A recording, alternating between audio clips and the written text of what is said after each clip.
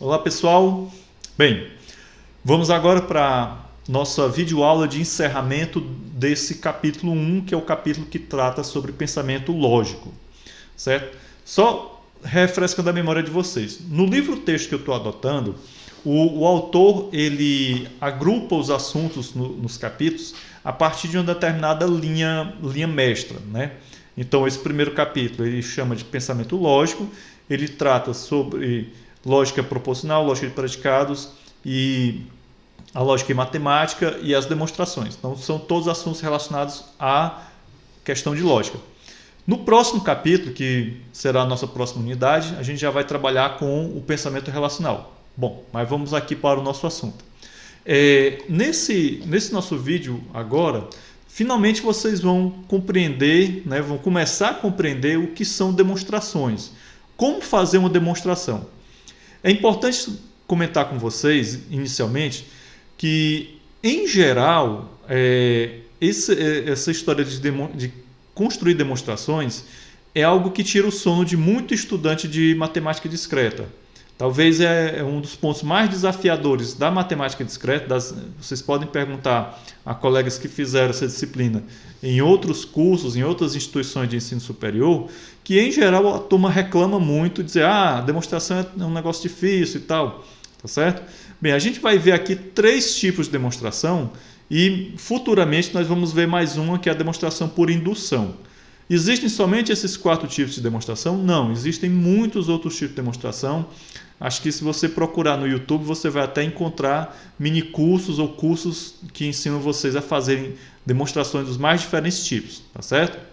Bem, as demonstrações que nós vamos trabalhar nesse momento, elas são demonstrações muito voltadas para sentenças que são condicionais, né? Nós vamos ver aqui a demonstração direta. A demonstração direta ela é estritamente focada em sentenças que são condicionais, P condicional Q. Depois a gente vai ver a demonstração por contraposição. A contraposição é a contraposição de uma condicional P condicional Q, né? Vocês devem estar lembrados que a contraposição de uma condicional é não Q condicional não P. E por último nós vamos ver a demonstração por absurdo. No semestre passado, nós vimos uma demonstração por absurdo, só que era na dedução natural.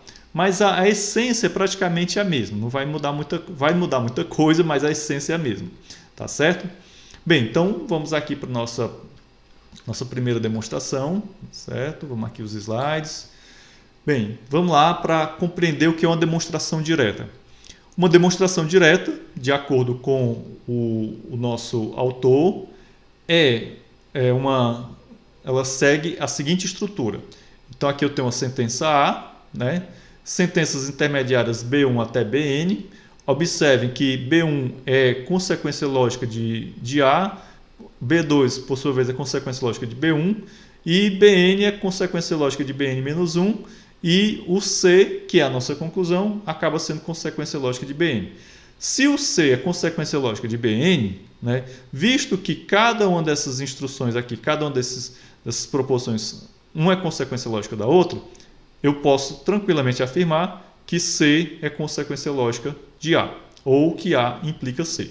Beleza? Bom, então essa é a estrutura básica de uma demonstração direta. Então aqui a gente vê claramente que é um encadeamento de argumentos, certo? Bom, temos aqui um exemplo bem bacana, bem fácil e bastante didático, que diz o seguinte: para todo número real x, se x é maior do que 1, então x ao quadrado é maior do que 1. Isso daqui é uma afirmação. É uma afirmação que eu vou demonstrar, certo? A partir do momento que eu demonstro, eu posso demonstrar ou a validade, aliás, a veracidade dessa afirmação, né? Ou seja, isso daqui é verdadeiro, ou se eu não conseguir demonstrar, significa que isso é falso, tá certo? A demonstração, como foi dito no vídeo anterior, é um texto, é um argumento válido, ou seja, de um conjunto de premissas verdadeiras, é impossível que eu deduza uma conclusão falsa, ou seja, a minha conclusão ela é verdadeira, né, e minhas premissas também são verdadeiras. Mas é melhor a gente sempre lembrar que de uma conclusão falsa, aliás, uma conclusão falsa jamais pode vir de premissas verdadeiras, tá certo? Bem, vamos começar aqui.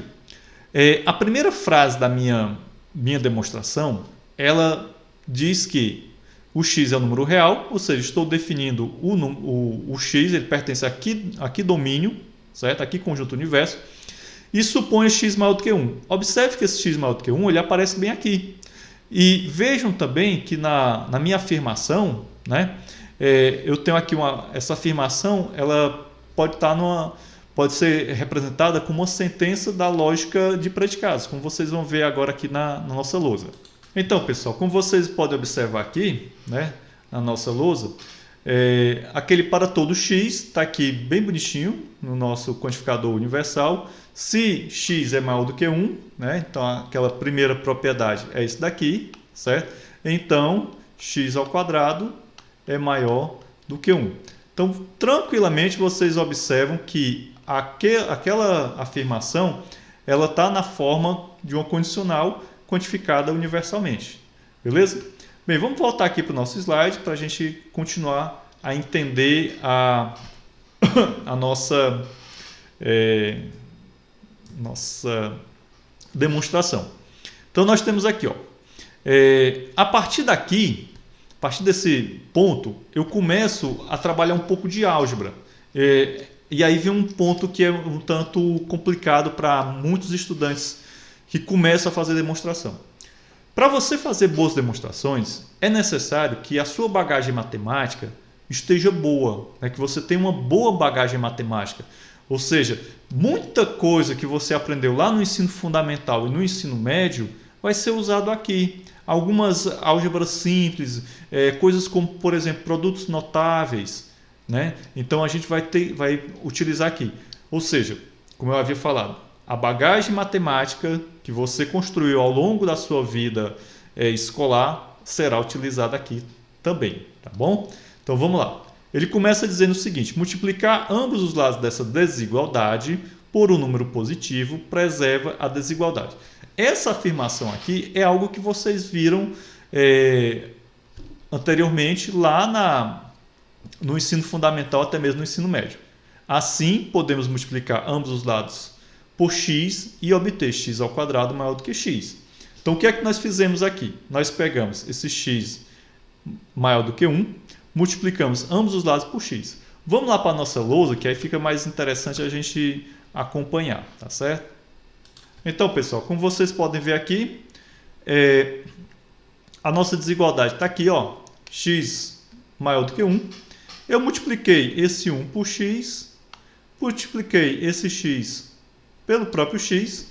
A gente sabe que isso daqui, algebricamente falando, mantém essa desigualdade intacta. Então, o que é que eu obtive? X ao quadrado maior do que x. Bom, voltando lá para nossos slides, certo? Voltando para os nossos slides, o que é que nós temos? Nós temos o seguinte: como x é maior do que 1, temos que x ao quadrado é maior do que x, ó, certo? Ó, x ao quadrado maior do que x e o x maior do que 1. Beleza? Ó, essa parte aqui, o resultado que eu obtive, eu posso encaixar, trazer ele para cá, né? Esse x eu já sei que ele é maior do que 1, ou, né, a gente sabe que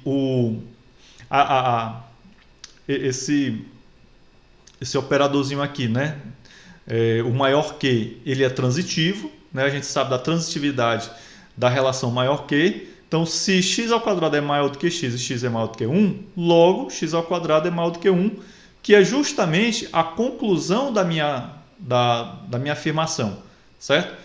Como exigido, esse quadradinho aqui significa CQD, ou como queríamos demonstrar. Então, geralmente, quando você encontra esse quadradinho nas demonstrações, indicando que ali a demonstração chegou ao fim, né? Então, morreu Maria Preá, beleza? Bem, vamos agora para mais um exemplo, certo? Aliás, algumas observações importantes. Ó, primeira observação, a cadeia de implicações da demonstração é da seguinte forma. Eu comecei com x maior do que 1, que implicou em x ao quadrado maior do que x. Veja bem, isso daqui é uma consequência lógica dessa anterior. E esse daqui implica em x ao quadrado maior do que 1. Então, aquela sequência que a gente viu lá no primeiro slide está aqui bem bonitinho. A sentença aqui demonstrada, então, como eu havia dito, é na verdade uma sentença quantificada. E aí nós temos uma regrinha prática que ajuda bastante você na hora de construir sua demonstração direta. Essa regrinha prática diz o seguinte: para provar uma sentença nesse formato, ou seja, quantificada universalmente e uma condicional, nós vamos começar o nosso texto com a seguinte frase: seja x um elemento do domínio, então eu preciso definir o domínio desse x, e suponha px, eu vou supor, né, essa propriedade aqui, beleza? Então, dito isso, acredito eu que ficou bem claro para vocês, tá bom? Ainda nessas demonstrações diretas, vamos aqui tentar entender uns detalhes muito importantes. Eu tenho aqui uma definição, né? Como é que a gente vai utilizar definições e axiomas em demonstrações? É simples.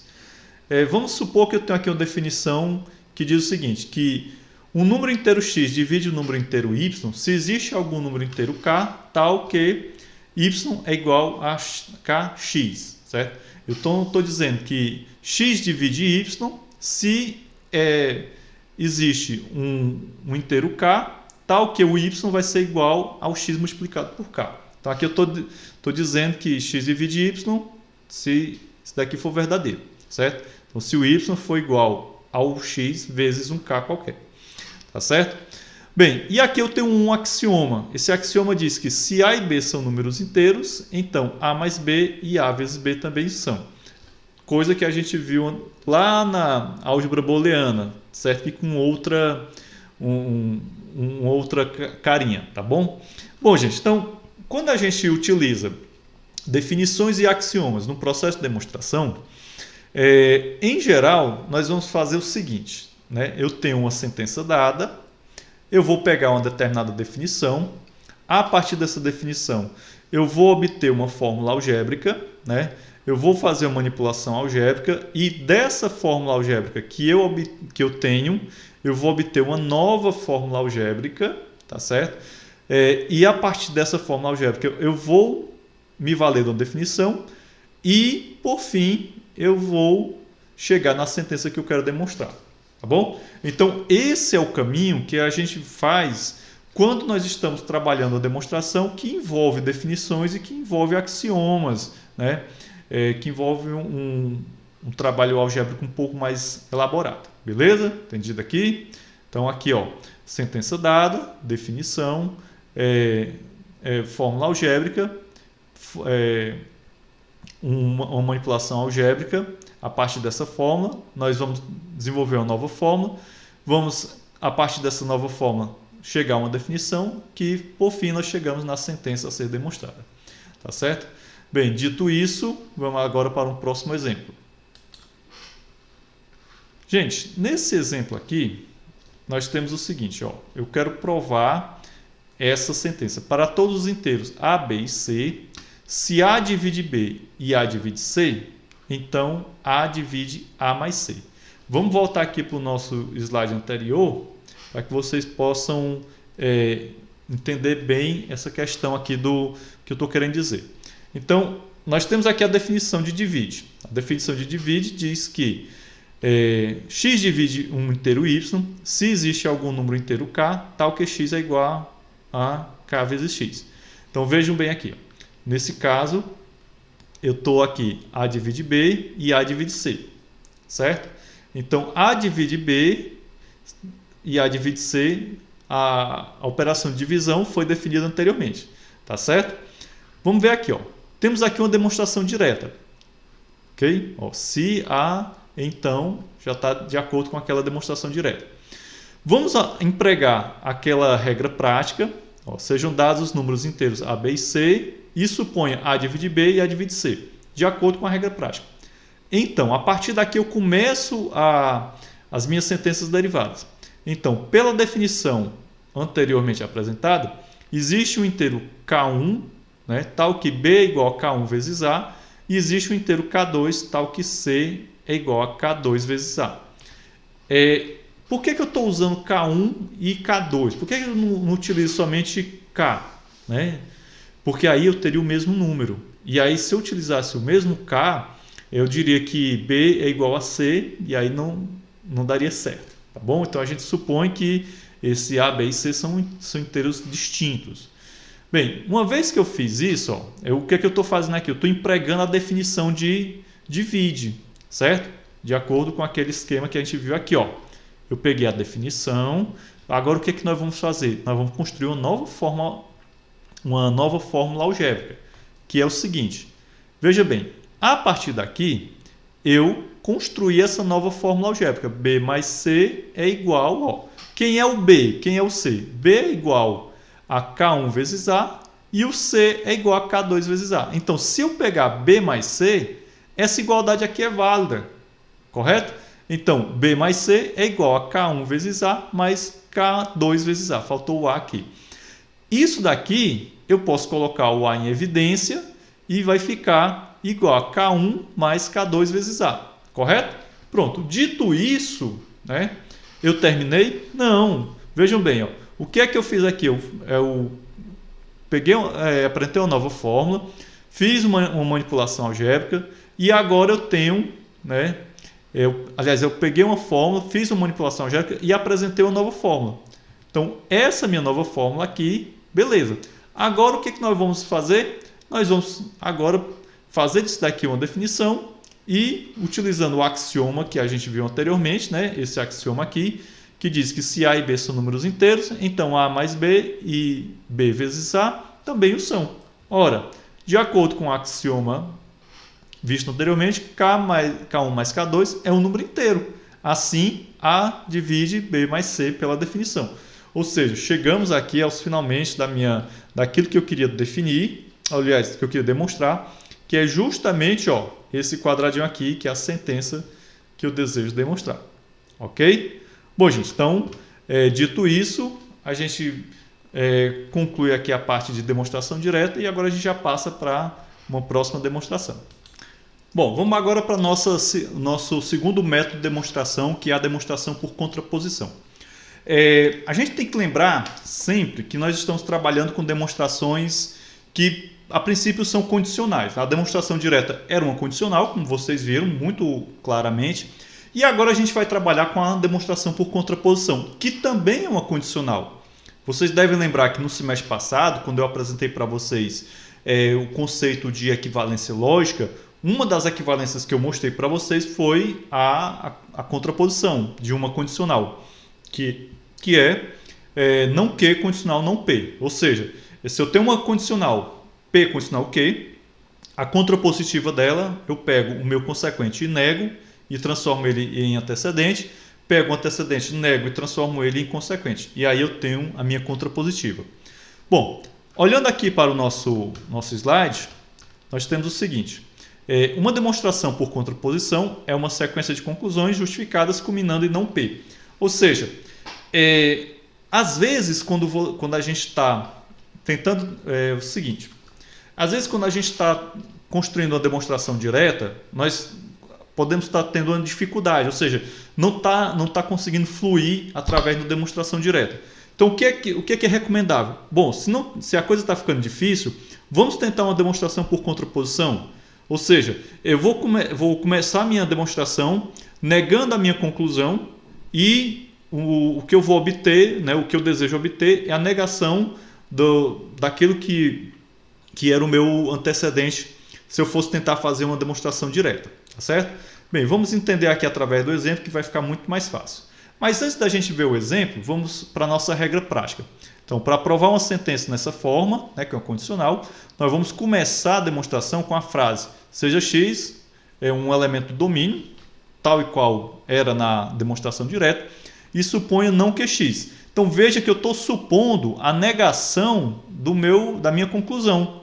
Então, quando eu vou fazer uma demonstração por contraposição, eu começo negando a minha conclusão que é x, certo? Aqui dessa condicional. E o que é que eu vou obter? Eu vou obter a negação de P. Tá bom? Vamos aqui passar adiante para o exemplo que vai ficar mais interessante. Bem, suponha que x e y são números reais positivos, tais que a média geométrica dada por raiz de x vezes y é diferente da média aritmética x mais y sobre 2. Então, x é diferente de y. Então, vejam bem, o que é que nós temos aqui? Eu tenho aqui x diferente de y é o quê? É a minha conclusão. Eu tô querendo concluir que x vai ser diferente de y, certo? Se eu vou fazer uma demonstração por contraposição, eu vou inicialmente assumir que o x é igual a y, certo? E que eu vou chegar numa conclusão que será a negação do meu antecedente, aqui da minha proposição original. Bem, quando eu vou escrever uma demonstração por contraposição, eu devo informar o leitor que essa demonstração é por contraposição a partir desse momento aqui. Ó. Eu estou colocando entre parênteses que é por contraposição para que, quando o leitor acessar a sua demonstração, ele já sabe que ali se trata de uma demonstração por contraposição. Se você não informa, corre-se o risco do leitor achar que sua demonstração está errada, né? Porque ele vai entender, em geral, ele vai entender que ali trata-se de uma demonstração direta, quando na verdade não é. Então vamos lá. Seja x e y números reais positivos, de acordo com a nossa regra prática, e suponha que x igual a y. Veja que o x igual a y é a negação de x diferente de y. Então, o que nós vamos fazer aqui? Vamos fazer uma sequência de igualdades, certo? X ao quadrado, raiz quadrada de x mais y, x vezes y, desculpa, vai ser igual a quê? Raiz de x ao quadrado. Ora, por que a raiz de x ao quadrado? Gente, eu estou dizendo aqui que o x é igual a y. Se o x é igual a y, então se eu multiplicar x por y, eu vou obter x ao quadrado, certo? Como está colocado aqui. Ora, raiz quadrada de x ao quadrado é igual ao próprio x, né? Uma vez que o x é positivo. Usando a aritmética, eu vou pegar aqui o meu x mais y, vou substituir o y por x, correto? E nós vamos ter x mais x sobre 2. Usando a aritmética, né? O x não é igual a y. Ora, se o x uma vez que o x é igual a y, eu tenho que que raiz de x vezes y é igual a x mais y sobre 2. Gente, essa igualdade aqui, ó, raiz de x vezes raiz quadrada de x vezes y igual a x mais y sobre 2 é nada mais, nada menos do que a negação do que eu coloquei aqui, que é o meu antecedente. Ó. Raiz quadrada de x vezes y é diferente da média aritmética. Aqui eu estou dizendo que ela é igual. Ou seja, aqui seria o meu px e aqui o meu px negado. Logo, eu consegui chegar à negação de px, né, que é o meu antecedente, né, ou seja, a gente conseguiu culminar nisso daqui. E, portanto, está provada. Tá certo? Entendido? Bem, vamos agora para mais um momento aqui. Gente, vamos agora para mais um exemplo, e dessa vez um exemplo geométrico. É interessante a gente ver diferentes exemplos, não somente exemplos algébricos, mas exemplos geométricos, isso enriquece bastante o conhecimento de vocês. Então, nesse caso aqui, nós vamos ter inicialmente um teorema, né? Então, como eu havia dito para vocês, em demonstrações nós utilizamos várias ferramentas, teoremas, definições, lemas, etc. e tal. Agora a gente vai trabalhar aqui com uma demonstração, aliás, nós vamos demonstrar algo que vai ser a partir de um teorema, né? Nós temos aqui um teorema que a gente vai demonstrar. Para isso, nós vamos utilizar uma definição que é a definição de retas paralelas. O que são retas paralelas? Duas retas são paralelas se elas não têm nenhum ponto em comum. Tá certo? Então, o teorema que eu preciso demonstrar é o seguinte: a soma das medidas dos ângulos de qualquer triângulo é igual a 180 graus. Tá certo? Bem, então nós temos aqui esse teorema. Aliás, nós não vamos demonstrar esse teorema, desculpa. Nós vamos demonstrar essa outra afirmação aqui. Mas nós vamos usar esse teorema, e vamos utilizar essa definição na demonstração. O que nós vamos demonstrar, afinal de contas? O seguinte: se duas retas são cortadas por uma transversal, tal que um par de ângulos internos é suplementar, então essas retas são paralelas. Então aqui eu estou afirmando algo, né, que eu preciso agora demonstrar. Então aqui eu tenho a representação, o modelo, né, dessa minha afirmação, e agora vamos proceder com a demonstração. A demonstração será feita da seguinte maneira: Como é uma demonstração por contraposição, tenho que começar com essa informação aqui, e eu digo o seguinte: suponha que nos são dadas duas retas cortadas por uma transversal, e suponha que as retas não sejam paralelas. Vejam bem, esse trecho inicial está falando aqui na própria sentença, né? E agora eu estou negando, né, aquilo que vem depois do então, ou seja, a minha conclusão. Na minha conclusão eu digo assim, ó, então as retas são paralelas. O que é que eu tenho aqui? Desculpa. Suponha que as retas não sejam paralelas.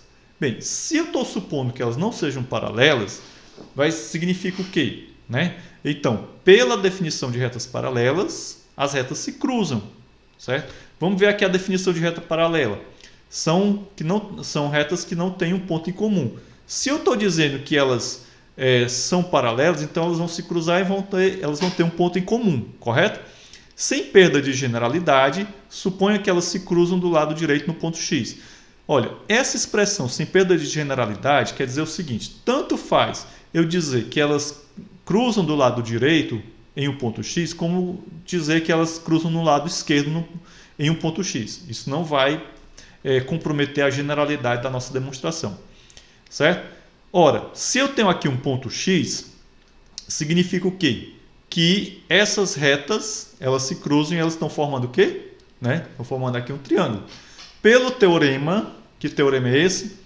O teorema que diz que a soma das medidas dos ângulos de qualquer triângulo é igual a 180 graus. Então, por esse teorema, eu vou ter os ângulos x, né, que é desse ponto, a soma dos ângulos desse triângulo x vai ser 180. Uma vez que o ângulo A e o ângulo B deve ser menor do que 180, assim o ângulo A e o ângulo B não podem ser suplementares. Se eu estou dizendo aqui que eles não são suplementares, significa o quê? Que eu estou, né, negando o que eu tinha afirmado anteriormente. Tal que um par de ângulos internos é suplementar. Ou seja, isso daqui era o meu antecedente, né? As retas são paralelas, era o meu consequente. Como eu estou demonstrando por contraposição, eu chego na negação do meu antecedente, tá certo? E pronto, a gente conseguiu fazer a demonstração por contraposição. Para finalizar o nosso vídeo, nós vamos agora conhecer a demonstração por contradição. Para demonstrar uma sentença A, suponha que a sua negação, ou seja, a negação da sentença, ela seja verdadeira.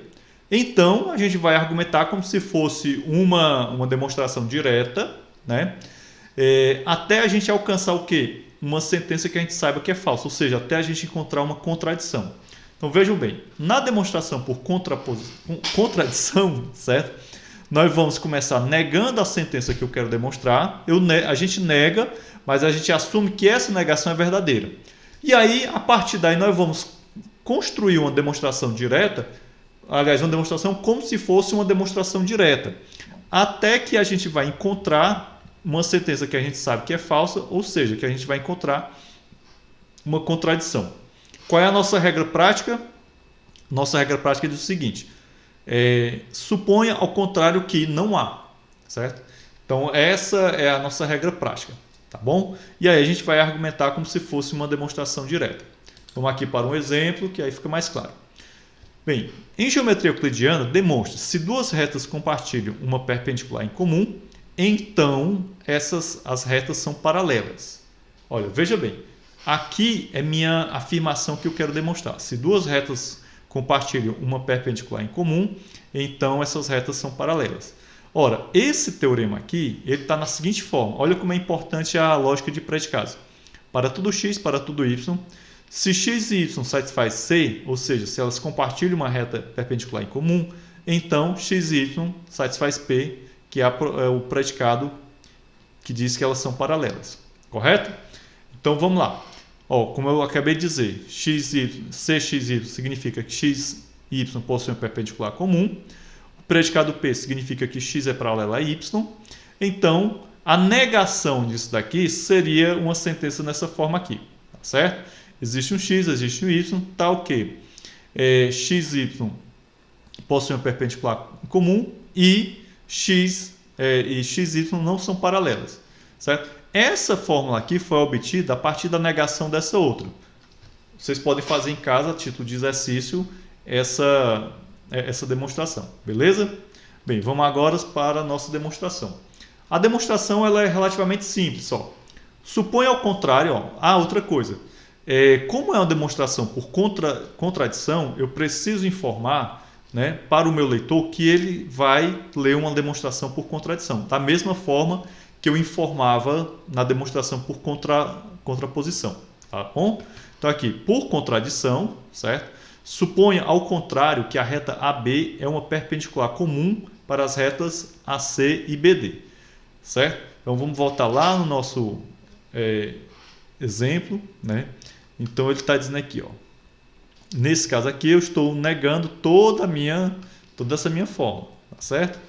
Bem, continuemos então. E também que AC e BD, né, que são as retas, não são paralelas. Então eu acabei negando tudo isso. Ou seja, eu peguei essa sentença aqui, essa sentença aqui, ó, e reescrevi ela nessa forma aqui, tá bom? Então essa fórmula aqui, ela está aqui, ó, bem bonitinho no nosso texto. Então, pela definição 1.11, né, que é a definição que tem lá no livro, que eu espero que vocês dêem uma olhada nela, AC e BD cruzam em algum ponto X. Essa definição está bem aqui, turma.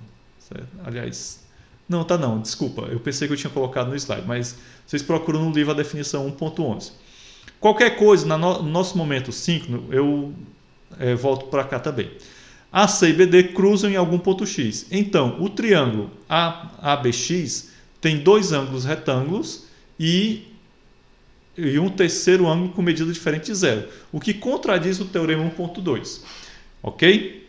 Então, nesse caso aqui, nós encontramos uma contradição, certo?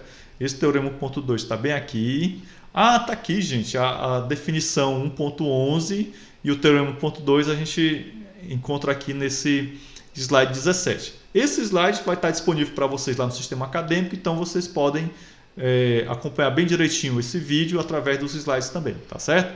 Bom, dessa forma a gente conclui, certo? Essa nossa parte sobre demonstrações. No nosso encontro síncrono eu vou trazer mais alguns exemplos para vocês, mas isso não esgota o nosso assunto de demonstrações. Existe um conjunto de exercícios aí no livro que vocês deverão fazer, tá certo? Mas isso são assuntos para o nosso encontro síncrono. Então um abraço e até o próximo momento, o próximo vídeo, ou até o nosso encontro síncrono. Fiquem bem.